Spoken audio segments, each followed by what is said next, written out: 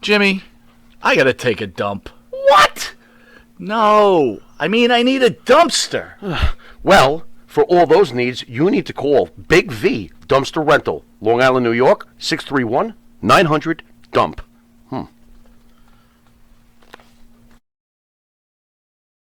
Grand Wizard.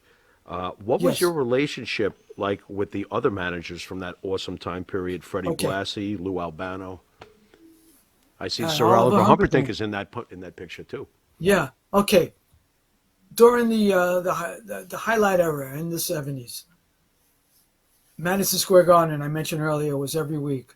Well, I'm sorry, not every week, every month. Every Right. month, every actually every 3 to 5 weeks, depending on what the date they can get. Right. And at the Garden, I would drive Grand Wizard, Fred Blassie, Lou Albano, and whoever was in the main event to Madison Square Garden. I would pick them up at the hotel, and I would drive them every month to the Garden.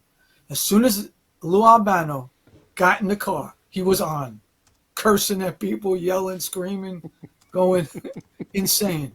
My car used to get rocked and shook and shaked. And he Really? would bang on the side door and curse at the people. He was on. So I was very friendly with all of them.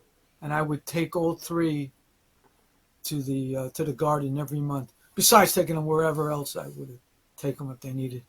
I was really close with Fred Blassie too. And Freddie was getting up in age and he couldn't get around as much. And then I would have a friend sometimes drive him if he needed a ride. George, And Lou Albano was just as crazy as you saw him. That was Lou Albano. That was that Lou, was huh? Lou Albano. That was Lou. He was on. He was on from the moment the moment he woke up. He was on. He lived was the- Lou- he lived the was gimmick. Yeah, and he says, "I'm Captain Lou Albano. Captain. I was the captain of my football team. No one could take that name away from me." And that was Captain Lou Albano. That was Captain Lou.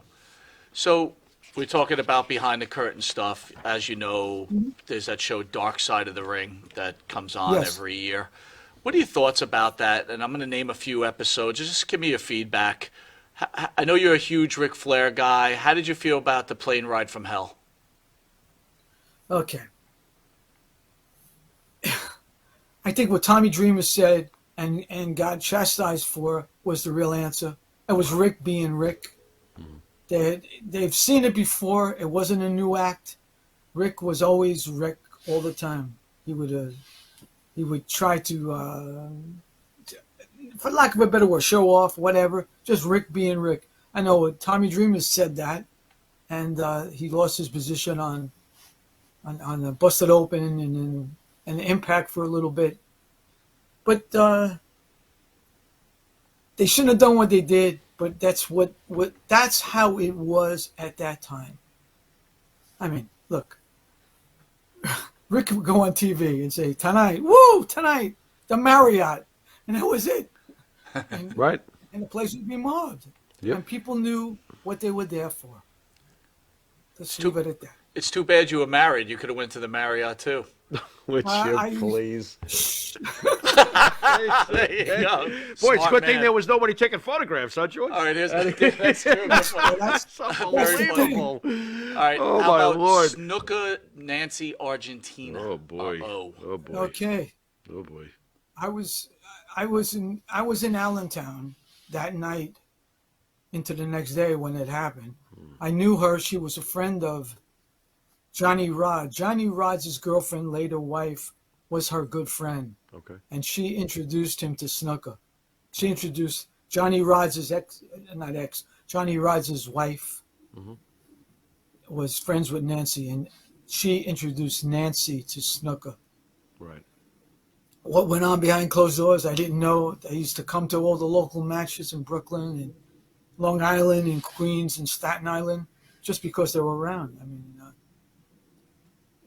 what am I going to say? It happened, Right. and it shouldn't have happened, but it happened. Right. But I'm sure there were others, and now if you're a baseball player and you do something, you can lose your career or get 80 games suspended or what happens. All right, the last one, Chris Benoit and Nancy. Chris Benoit and Nancy. Okay. Do you want the go back story, or you just want the? We want whatever you give got me the to whole offer. thing you got. Whatever you got to offer. Okay. Give me anything you got Well- on Kevin Sullivan, my friend. Kevin, I knew Kevin, 74 maybe, first started. Kevin was, and to this day, is one of my best friends in the business. Kevin's awesome. So let's just say that. Yep. It was 80 something or whatever. See, to me, everything gets squashed. Everything is compressed. I don't know what date. I don't know what match. I can't tell you who was on this WrestleMania. I mean, as I said earlier, I watch everything through the circle. So everything's one big mishmash. So in the 80s, at some point, for my Wrestling All-Star magazine, we had Billy Jack Haynes, world's sexiest wrestler. And I posed Billy Jack Haynes in Florida, in Orlando. And I had a girl on this arm and a girl on that arm. And one of the girls went on to marry Slash of Guns N' Roses. And the other girl was Nancy. Kevin Sullivan is in the dressing room where I was, watching me this whole time. And he says, "Where'd you get that girl from?" I says, "She sells programs outside."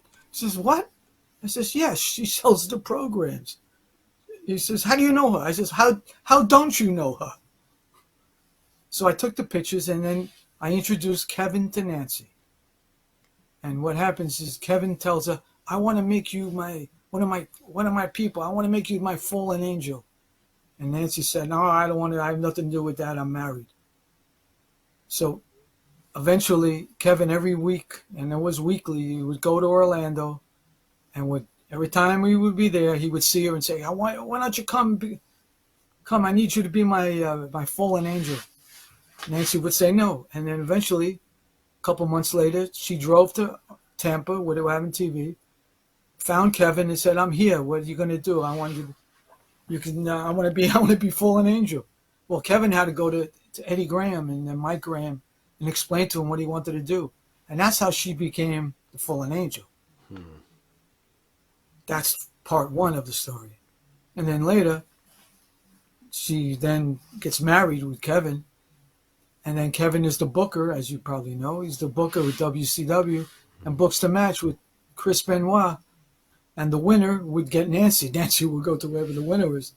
So Kevin lost the match, and so Chris Benoit now has control of Nancy. And Kevin, to make it look real, booked Nancy in the hotel where Benoit was, and we'd be in another hotel. Well, things just happened, and Chris Benoit got together with Nancy without Kevin. And then she divorced Kevin, married Chris, and that's how they got together. And whatever happened was very, very unfortunate. I think Chris snapped, and went crazy. And people were blaming Kevin. There was an undercurrent of blame to saying that Kevin was the one who did it, for what happened, but he wasn't the one who did it for any reason.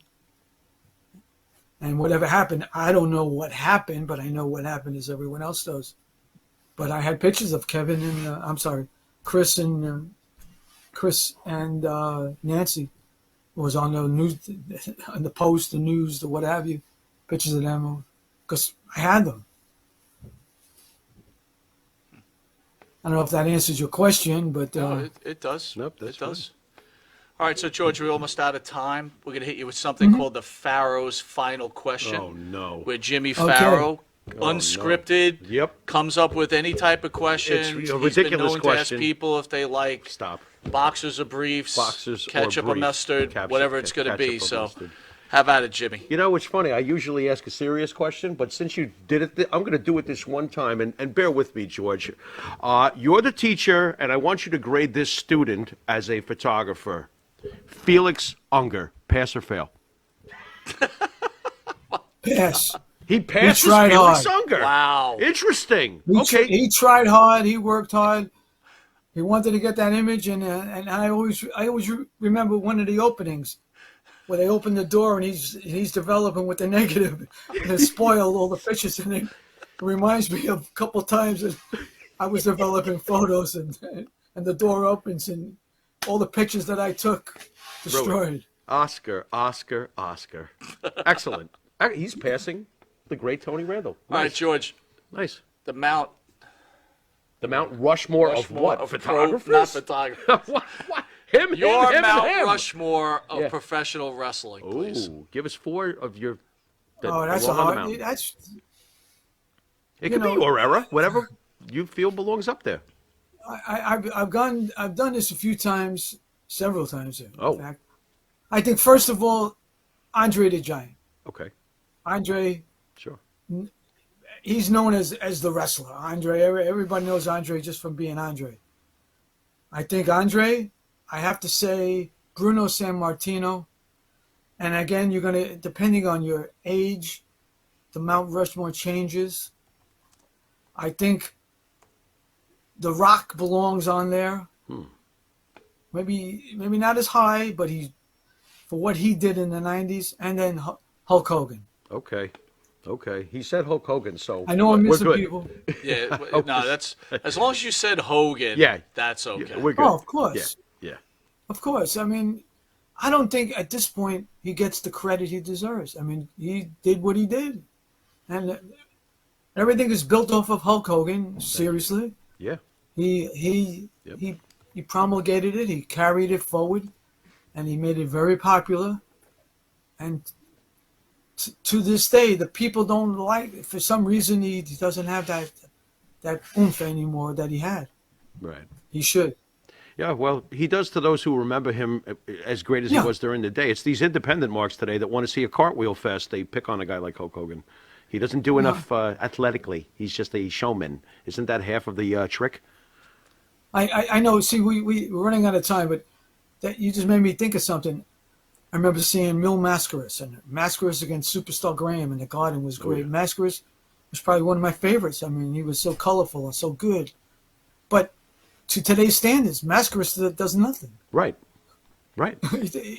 But if it wasn't for what little that Mascaras did, and it was a lot at that time, Sure. we wouldn't get Rey Mysterio and all these others doing what they do. Sure. I think it even begins with Antonino Rocca, quite honestly. Some of the Oh, things- for sure. Sure.